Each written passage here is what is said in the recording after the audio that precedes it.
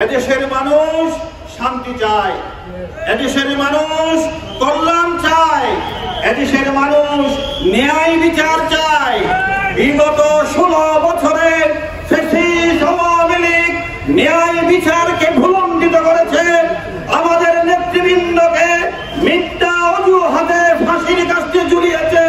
তারা মনে করেছিল জামাত ইসলামের নেতৃবৃন্দকে ফাঁসি দিলে এদেশের মাঠ থেকে জামাত শিবির শেষ হয়ে যাবে, কিন্তু তারা বুকার স্বর্গে বাস করেছে। ঢাকার রাজপথে সেদিন সরবর্তী উদ্যমে আপনারা দেখেছেন বাংলাদেশের ইতিহাসে সর্ববৃহৎ সমাবেশ দেখিয়ে সমগ্র বিশ্বে জামাত ইসলামী আন্দোলন সৃষ্টি করেছে। সম্মানিত ভাইয়েরা, আজকে মিডিয়াগুলো বলতে বাধ্য হচ্ছে জামাত ইসলামীর মাত্র 2 জন ভাই মতিউর রহমান নিজামী এবং আলী হাসান মোহাম্মদ মুজাহিদ 2টা মন্ত্রিত্ব নিয়েছিলেন।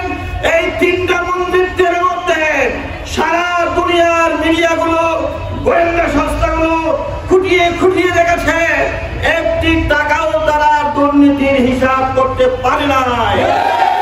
প্রমাণ হয়েছে জামাত ইসলামী যদি সংসদে যেতে পারে তাহলে দুর্নীতিমুক্ত সমাজ হবে।